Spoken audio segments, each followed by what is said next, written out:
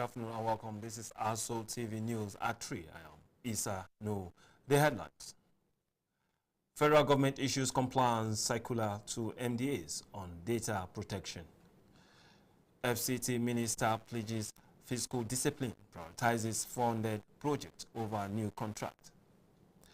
Gwagwalada Council chairman forwards nominees for political appointments.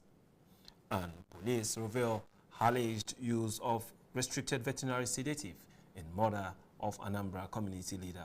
Here are the details of the news. The federal government has directed all ministries, departments and agencies to comply with the Nigerian Data Protection Act to strengthen privacy protection and improve data governance.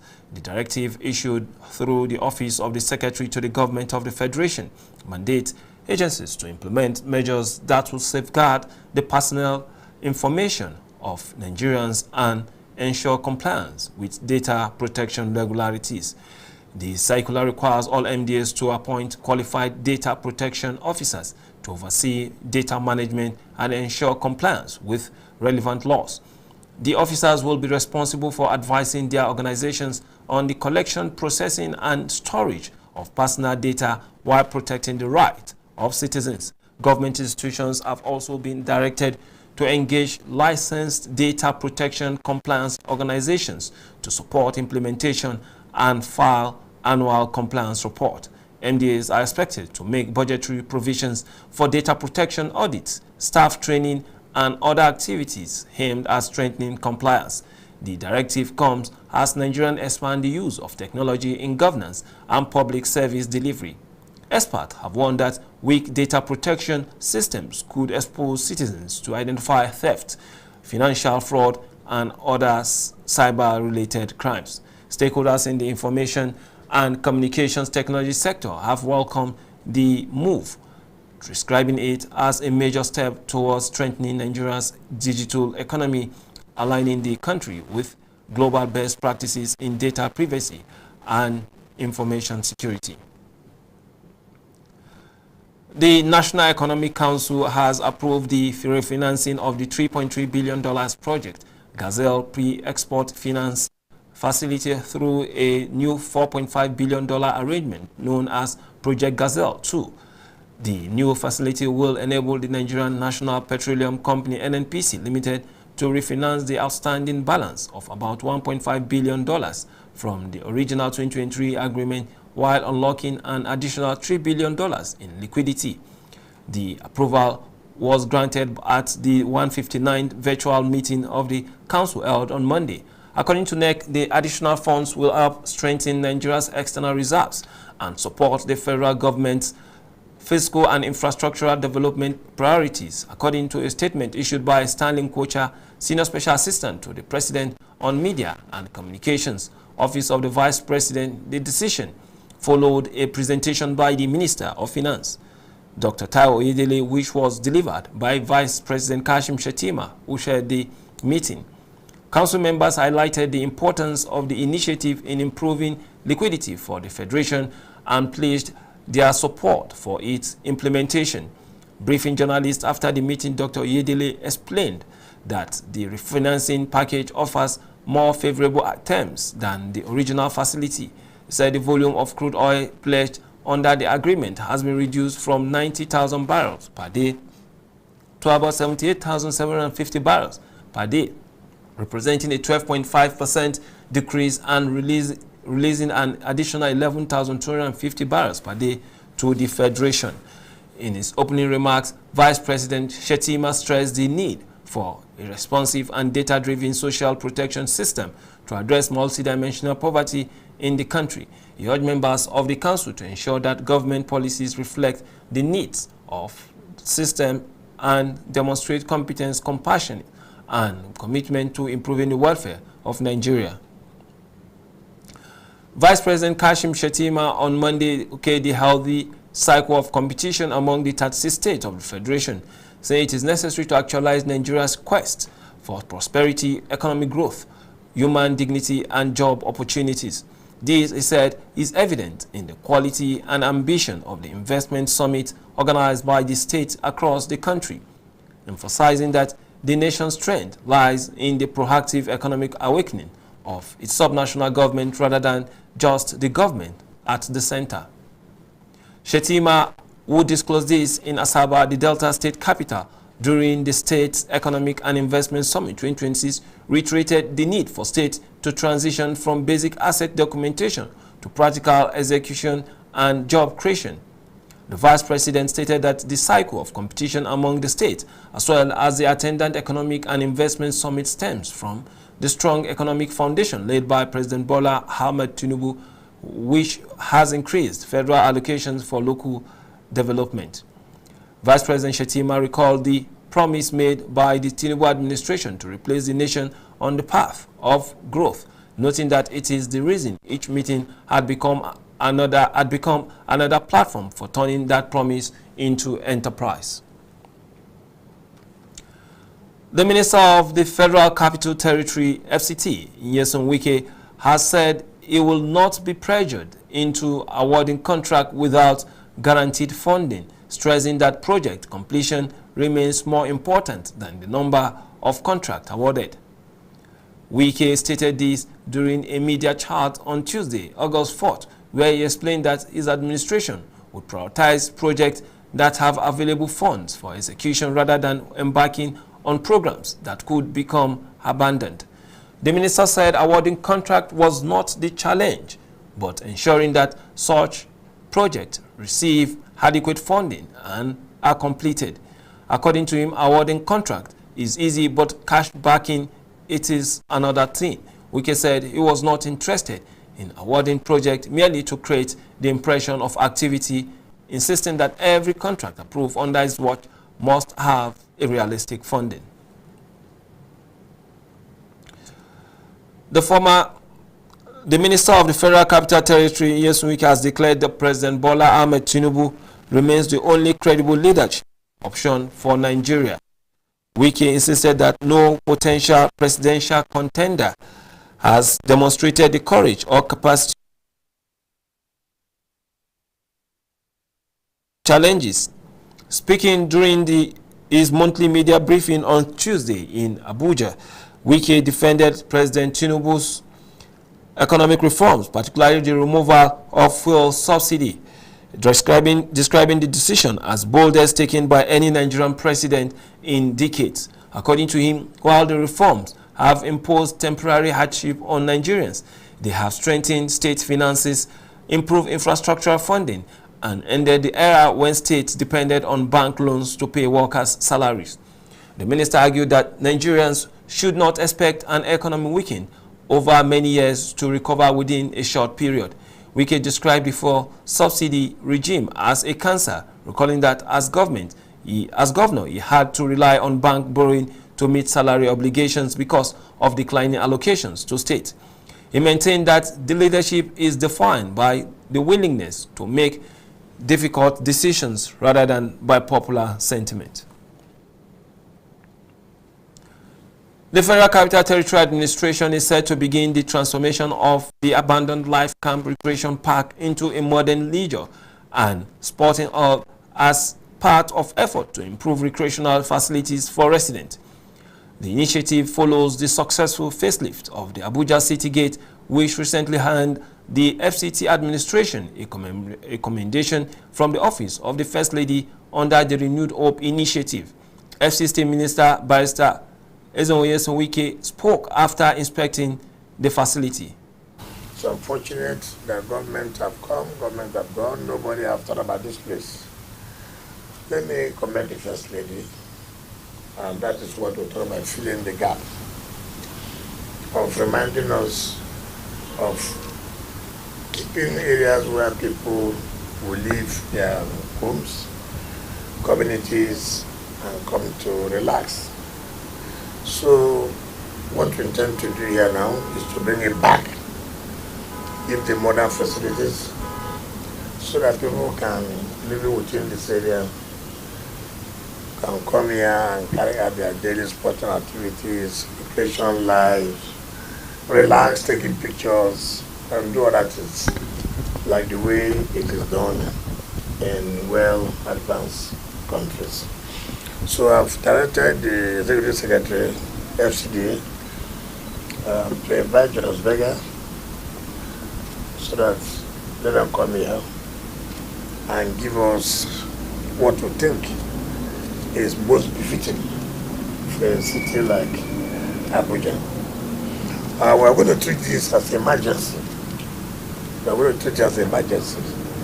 It will not go to the normal, going to be on an emergency issue, because I believe we'll plead with them if they can give us what we want in 1 year's time, to see that the people of Abuja life camp living here will not go back to say, oh, we want to travel to some place.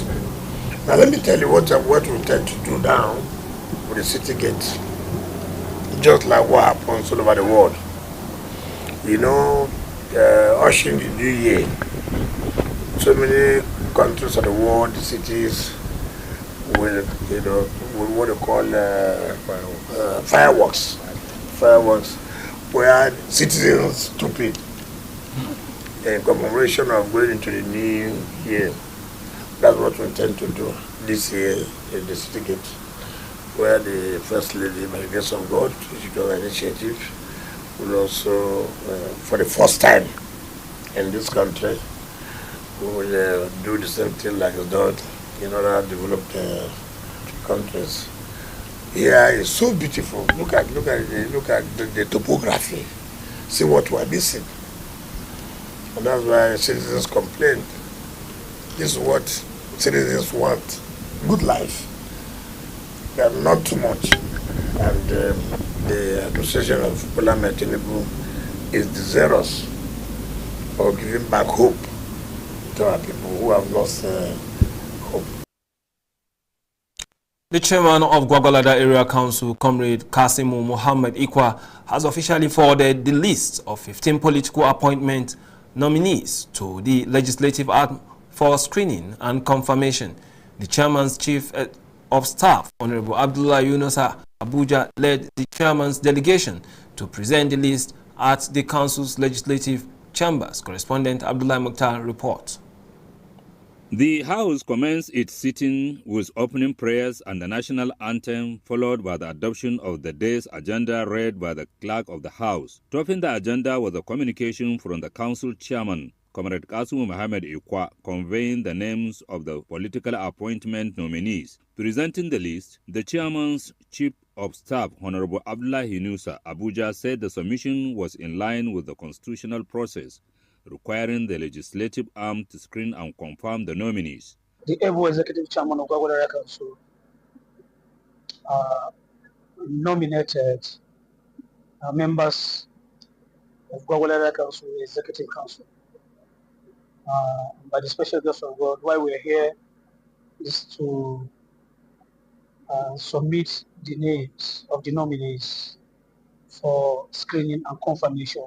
Honorable Yunusa expressed confidence in the nominees, describing them as competent and experienced individuals who are ready to contribute to the development of Gwagwalada Area Council. Those nominated are competent hands. We didn't just go to air or market to nominate those nominated. They are capable hands. They are skilled in various fields. And by the special grace of God, our expectation is for them to bring value, to add value, positive value to Gwagwalada Council. Receiving the list, the Speaker of the Gwagwalada Legislative Council, Honorable Adamu Ishaku Kangiwa, assured the chairman that the House will give the nominees accelerated consideration to ensure the screening and confirmation process is concluded without delay. The list has been received officially for further action by the Speaker and the members of the legislative arm of Gwagwalada Area Council. The nominees are expected to appear before the House for screening and confirmation, with their inauguration likely to take place later this week. Members of the chairman's delegation included the liaison officer, Honorable Dambaba Salihu, the chief protocol officer, Honorable Salihu Adamu, the chief technical assistant, Samaila Suleiman, and the chief press secretary, Mustafa Yakubu. Abdullahi Mukhtar, ASO Television News. You are watching ASO Television News. You can watch us live on DSTV channel 392, also on StarTimes TV channel 127 and Free TV channel 507. We are also on the UHF band on channel 38. Still to come, police reveal alleged use of restricted veterinary sedative in murder of Anambra community leader. Stay with us for more stories after the break.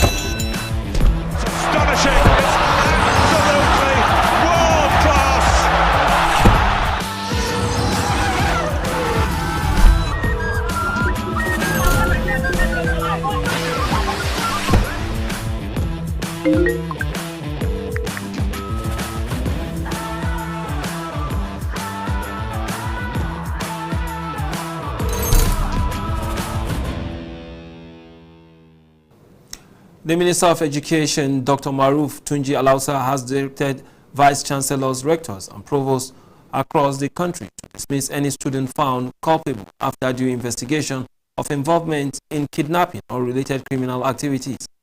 He also instructed heads of tertiary institutions to strengthen intelligence gathering and collaborate closely with security agencies to enhance campus safety. The minister gave the directive during a meeting with the Governing Council and management of the Federal University of Lafia, Nasarawa State, where discussions focused on campus security infrastructure development, student welfare, and ongoing reforms in higher education. Dr. Alausa noted that while Nigeria's university, polytechnics, and colleges of education remain largely safe, recent incidents involving students outside campuses highlight the need for stronger intelligence systems and closer cooperation with the Department of State Services and other security agencies. It disclosed that he recently met with the Minister of Defense, General Christopher Musa, retired, to develop a coordinated strategy aimed at strengthening the safe school initiatives and improving the protections of learners nationwide. The minister reaffirmed the federal government's position that no government institution should negotiate with or pay ransom to kidnappers, warning that such actions only encourage criminal activities and undermine national security effort. Dr. Alausa also announced that the federal government, through TED Fund's 2027 intervention program, will support security enhancement projects in tertiary institutions, including perimeter fencing and other critical security infrastructure, as part of effort to ensure safer learning environment across the country. The All Progressive Congress APC has declared its determination to defeat the incumbent Osun State Governor Ademola Adeleke in the forthcoming governorship election and secure victory for its candidate Bola Oyebamiji. The chairman of the National Campaign Council for the Osun State governorship election and chairman Progressive Governors Forum, as well as Governor of Imo State Opuzodinma, stated this at the inaugural meeting of the members of the Campaign Council in Abuja. Topsin Gimba has details. The meeting was held at the Kano Governors Lodge in Abuja, was convened by the National Campaign Council chaired by Imo State Governor and chairman of the APC Governors Forum, Senator Hope Uzodinma, with Deputy President of the Senate, Senator Jibril Barau, serving as secretary. Addressing members of the council, Uzodinma said the primary objective of the campaign structure was to mobilize support and deploy all necessary strategies to ensure that APC wins the Osun governorship election. Like you must have known, that all of us here belongs to one subcommittee or the other, to officially mandate all the subcommittees to meet as soon as possible between now and Thursday and bring up ideas and services they think they can render to ensure that our task is made easy. And what is their task? To win the governorship election in Osun State. Any other thing will be left till after the elections. But the most important thing are things that will make us win the election properly. The Secretary for the National Campaign Council for the Osun State Governorship Elections, Senator Jibril Barau, has urged members of the Campaign Council to work hard to ensure the APC governorship candidate is elected. Otherwise, he has driven home why we are here directly, and I'm sure it's well comprehended, understood. He said the committees were expected to submit their resolutions and proposals to the National Secretary of the Council, including areas where they will require assistance from the Central Working Committee. The meeting was attended by members of the National Campaign Council, constituted to coordinate the APC's campaign for the Osun governorship election on the 15th of this month. Topsy Gimba, reporting for ASWA Television.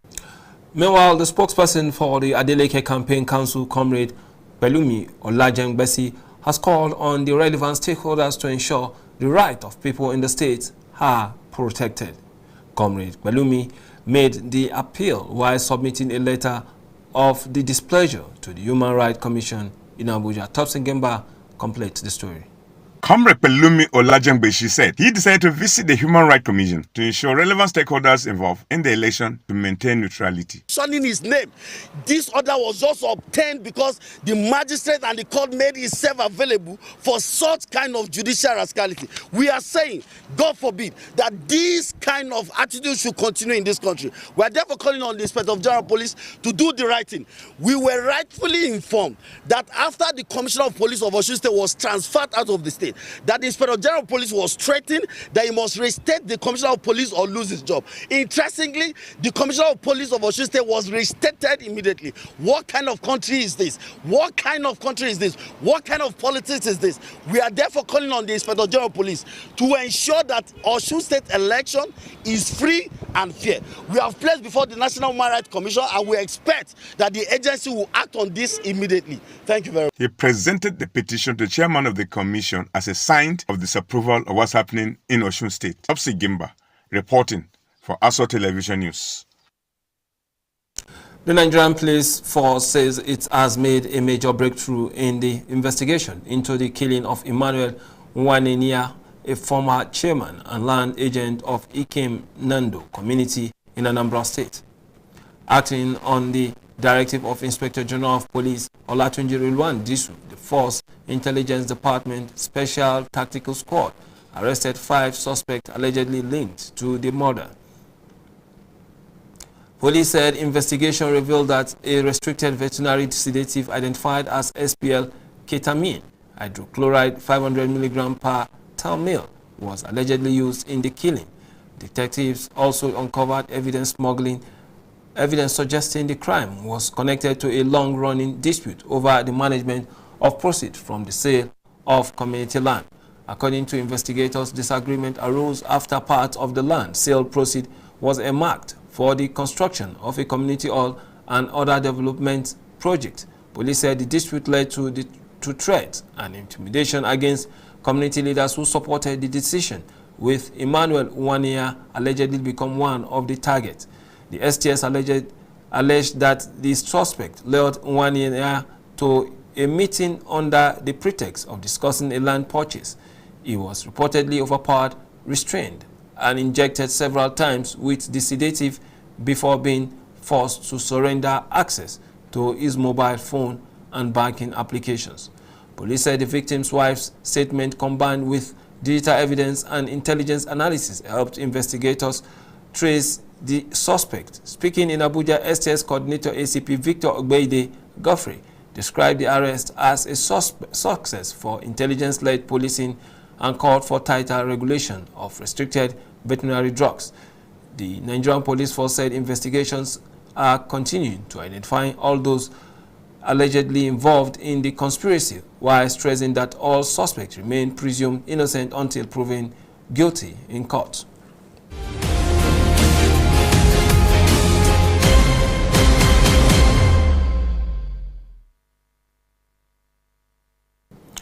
The management of the Nigerian Export Promotion Council, NEPC, debunks misinformation circulating in some sections of the online media alleging a planned strike action by NEPC staff, urging the export community and the general public that there is no planned or contemplated industrial action within the council. A statement signed by the head of corporate communications to the NEPC, Mr. Aliyu Saidu Sadiq, disclosed that the purported strike action is false, baseless, and should be disregarded by the general public. This is following a joint meeting held with the leadership of the Association of Senior Civil Servants of Nigeria, NEPC unit. Speaking, the union chairman, Comrade Moruf Ogunlano, reaffirmed that the council continues to enjoy industrial harmony and that neither the union nor its members were consulted on any purported strike call as alleged. Comrade Ogunlano further noted that the executive director of the council, Ms. Noye Ayeni, has consistently demonstrated fairness, professionalism, and inclusiveness, treating all employees equitably regardless of tribe or background. President Bola Ahmed Tinubu has congratulated chairman of BOA Group and founder of ASR Africa, Abdulsamad Rabiu, on his 66th birthday, describing him as one of the architects of modern Nigeria industry, whose investment have contributed significantly to the country's economic transformation. In a statement issued on Tuesday by the Special Advisor to the President on Information and Strategy, Bayo Onanuga, the President praised Rabiu's enduring contributions to Nigeria's industrial development, job creation, food security, and philanthropy. President Tinubu joined the Rabiu family, friends, associates, and the Nigerian business community in celebrating the industrialist, saying his remarkable journey reflects vision, resilience, enterprise, and unwavering confidence in Nigeria's future. The President said Rabiu's investment have expanded domestic production, strengthened food security, created thousands of jobs, and demonstrated the ability of indigenous businesses to compete successfully across Africa.